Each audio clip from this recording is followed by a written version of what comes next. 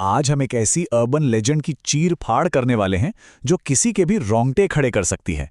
ये सिर्फ एक डरावनी कहानी नहीं है, बल्कि एक ऐसा चक्रव्यूह है जिसमें खौफ, धोखा और आत्माओं का गहरा साया है। चलिए देखते हैं कि कैसे एक सुनसान सड़क से शुरू होकर एक शानदार बैंक्वेट हॉल के सबसे डरावने कमरे तक का सफर एक बेचारी दुल्हन की जिंदगी को एक भयानक सच्चाई में बदल देता है। ये एक ऐसी लूप है जहां डर कभी खत्म नहीं होता। सबसे पहले जरा इस कहानी की नींव पर गौर कीजिए।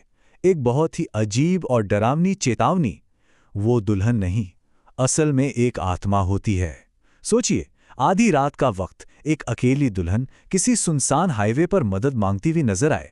ये वही चेतावनी है जो तुरंत दिमाग में आनी चाहिए।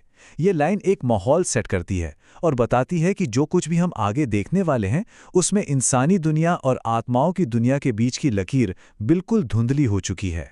ये खौफ का वो बीज है जो इस पूरी कहानी में बो दिया गया है। तो इस रहस्यमयी कहानी की शुरुआत होती है बिल्कुल एक डरावने दृश्य के साथ। एक घना अंधेरा रास्ता, आसपास कोई गाड़ी नहीं और वहां अकेले खड़ी है एक दुल्हन। जब आखिरकार एक कार रुकती है और कोई उससे आधी रात को वहां अकेले होने का कारण पूछता है तो वो दुल्हन बिल्कुल चुप रहती है। बहुत जोर देने पर वो बस इतना इशारा करती है कि आज उसकी शादी है और उसे पास के एक बैंक्वेट हॉल में जाना है। ये ओपनिंग सीन अपने आप में एक बहुत बड़ा रहस्य है। वो दुल्हन आखिर है कौन और वो उसी जगह पर क्यों जाना चाहती है? यही वो सवाल है जो एक आने वाले तूफान का इशारा दे रहे हैं। ओके, चलिए इसमें पूरी तरह उतरते हैं और सीधे चलते हैं हमारी मुख्य पात्रा प्रिया की तरफ। प्रिया की शादी होने वाली है और उसके भाई दीपक ने उसके लिए उसी बैंक्वेट हॉल में एक खास कमरा बुक किया है। लेकिन शादी से पहले की 3 रातें किसी भयानक सपने से कम नहीं थीं। पहली रात प्रिया को रोने की आवाजें आती हैं और एक खौफनाक शक्ल वाली बूढ़ी औरत उसे चेतावनी देती है कि यहां उसकी शादी नहीं हो सकती। दूसरी रात चीजें और भी डरावनी हो जाती हैं। रात में उसे बाहर एक दुल्हन चलती हुई नजर आती है जो अचानक हवा में गायब हो जाती है। और तीसरी रात आते आते तो हद ही हो जाती है। उसका शरीर बिल्कुल ठंडा पड़ जाता है और कोई अनजान आवाज उसे जोर जोर से पुकारती है, नहीं छोड़ूंगी किसी को, तुम्हें भी मरना होगा। इस दहशत के मारे प्रिया बेहोश हो जाती है। ध्यान दीजिए कि कैसे डर का शिकंजा हर रात उस पर कसता जा रहा था। प्रिया इस वक्त किस हद तक अकेलेपन और मनोवैज्ञानिक डर से गुजर रही थी, इसका अंदाजा इस एक घटना से लगाया जा सकता है। जब मेहंदी वाली आती है तब सब ठीक लगता है, लेकिन जब प्रिया उस मेहंदी को धोने अपने उस खास कमरे में जाती है तो वो मेहंदी अचानक खून में बदल जाती है। वो बुरी तरह घबराकर बाहर आती है। पर सबसे हैरान करने वाली बात जानते हैं क्या है? जब वो अपने परिवार को अपने हाथ दिखाती है तो उनके हिसाब से मेहंदी बिल्कुल ठीक और नॉर्मल होती है। उसके मम्मी पापा उसे समझाते हैं कि शादी के तनाव की वजह से वो थक गई है और भ्रम पाल रही है। और यही सबसे बुरी बात थी। परिवार के इस रुख ने प्रिया को उस हॉन्टेड कमरे में पूरी तरह अकेला और मजबूर कर दिया था। आखिरकार वो दिन आ ही जाता है, शादी का दिन। प्रिया दुल्हन की जोड़ी में है, आसपास खुशी और जश्न का माहौल है, लेकिन उसके अंदर वही डरावनी आवाजें गूंज रही हैं। जैसे ही बारात आती है और प्रिया मंडप की तरफ बढ़ती है, अचानक उस शानदार बैंक्वेट हॉल की सारी लाइट्स चली जाती हैं। एक घुप अंधेरा और फिर एक जोर की चीख सुनाई देती है। प्रिया सीढ़ियों से बुरी तरह गिरते हुए नीचे आती है। वो लगातार चिल्ला रही है, वो मुझे मार डालेगी, मुझे बचा लो। लेकिन हैरानी की बात यह है कि वहां कोई हमलावर नजर ही नहीं आ रहा। मेहमान सकते में हैं और परिवार अभी भी यही सोच रहा है कि यह सब प्रिया की मानसिक हालत खराब होने की वजह से हो रहा है। इस अफरा तफरी के बीच प्रिया को तुरंत अस्पताल ले जाया जाता है। अब कहानी का रुख थोड़ा बदलता है।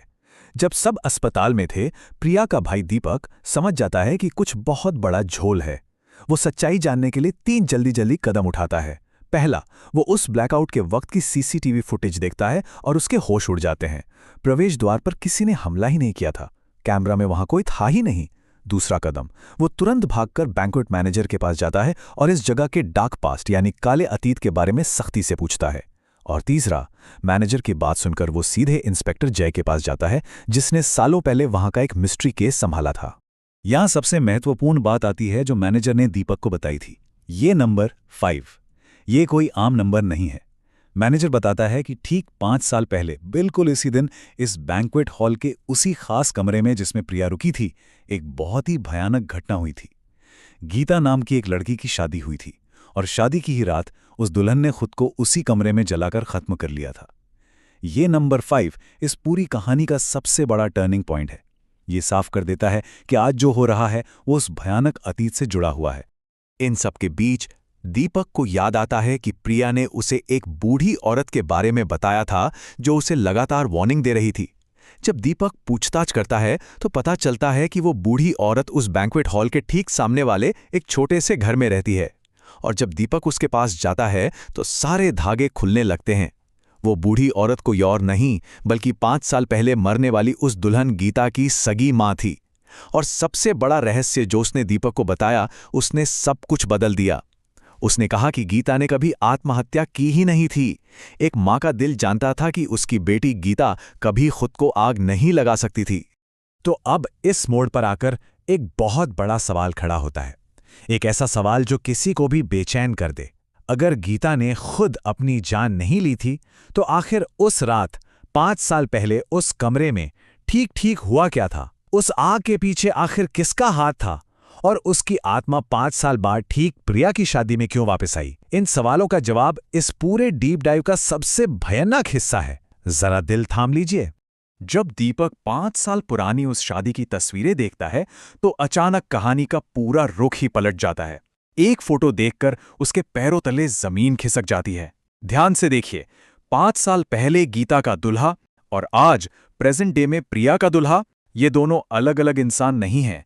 ये दोनों एक ही शख्स हैं, राजेश। राजेश एक बेहद लालची आदमी था जिसने सिर्फ पैसों के लिए गीता से शादी की, और जब गीता को उसका ये सच पता चला तो उसने गीता का मुंह बंद करने के लिए उसे उसी कमरे में जलाकर मार डाला। और अब वही शैतान राजेश पैसों के लालच में प्रिया को अपना अगला शिकार बनाने जा रहा था। अब जरा कहानी के पिछले हिस्से में वापस चलते हैं और इस चेतावनी को एक नए नजरिए से देखते हैं। मैं तेरी शादी नहीं होने दूंगी, नहीं छोड़ूंगी किसी को। शुरुआत में जो आवाज एक भटकती हुई बदला लेने वाली आत्मा की लग रही थी, जो प्रिया की जान के दुश्मन लग रही थी, वो दरअसल बिल्कुल उल्टी थी। गीता की आत्मा प्रिया को मारने नहीं आई थी, बल्कि वो उसे राजेश जैसे कातिल से बचाने की कोशिश कर रही थी। वो आत्मा चीख चीख कर प्रिया को उस जगह से दूर जाने को कह रही थी, ताकि प्रिया का अंजाम भी बिल्कुल उसके जैसा ना हो। ये कोई श्राप नहीं था, ये एक कातिल के खिलाफ एक आत्मा का डेस्परेट बचाव था। जैसे ही दीपक के सामने ये पूरा सच आता है, वो एक जबरदस्त योजना बनाता है। वो तय करता है कि अगले दिन प्रिया की शादी फिर से होगी। राजेश बड़ा खुश होता है, बिल्कुल अनजान कि आगे क्या होने वाला है। शादी के ठीक बीच में दीपक सबके सामने राजेश की पिछली शादी की पुरानी तस्वीरें निकालकर फेंक देता है। राजेश बुरी तरह डर जाता है और हकलाने लगता है। और ठीक तभी वहां गीता की तड़पती हुई आत्मा प्रकट हो जाती है, सबके सामने। उस आत्मा के खौफ और उसकी दहशत के आगे राजेश टूट जाता है और खुद अपने मुंह से कबूल कर लेता है कि हां, 5 साल पहले उस रात गीता को उसने ही जलाया था। आखिरकार सारा सच सबके सामने आ जाता है और एक लालची कातिल को अपने किए की भयानक सजा मिल जाती है। लेकिन ठहरिए, अगर आपको लग रहा है कि सब ठीक हो गया तो ये इस कहानी का सबसे दर्दनाक मोड़ है। राजेश को तो सजा मिल गई, पर उस बेचारी प्रिया का क्या? इन लगातार डरावनी घटनाओं, उस हॉन्टेड कमरे के खौफ और आत्माओं के उस भयानक अनुभव ने प्रिया के दिमाग को छलनी कर दिया था। उसे इतना गहरा मानसिक सदमा पहुंचा था कि वो अंदर तक पूरी तरह टूट चुकी थी। वो वहीं अपने दुल्हन के जोड़े में बैठी रही और उसने वो कपड़े उतारने से बिल्कुल इनकार कर दिया। और फिर उसी मधोशी और ट्रॉमा में प्रिया ने ठीक उसी खास कमरे में जाकर खुद को आग लगा ली। एक खौफनाक चक्कर पूरा हो गया। एक और मासूम दुल्हन फिर से उसी दर्दनाक हादसे का शिकार हो गई। और इसी ट्रेजेडी के साथ कहानी ठीक वहीं आके खड़ी हो जाती है जहां से शुरू हुई थी। वही सुनसान अंधेरी सड़क, वही एक अकेली दुल्हन। यह हम सबके दिमाग में एक अजीब सा सवाल छोड़ जाती है। अगली बार जब रात के अंधेरे में कोई कार किसी अकेले हाईवे से गुजरेगी और वहां एक दुल्हन मदद मांगती हुई खड़ी दिखेगी, तो वो आखिर किसका इंतजार कर रही होगी? क्या वो 5 साल पुरानी गीता की आत्मा है, या फिर अब वो डर और ट्रॉमा से जली हुई बेचारी प्रिया की आत्मा है जो आखिर तक अपनी मंजिल पर नहीं पहुंच सकी? जवाब चाहे जो भी हो, ये किस्सा एक बात तो तय करता है कि कुछ कहानियां कभी खत्म नहीं होती, वो बस नए किरदारों के साथ खुद को दोहराती रहती हैं। एक बार इस बारे में सोचिएगा जरूर।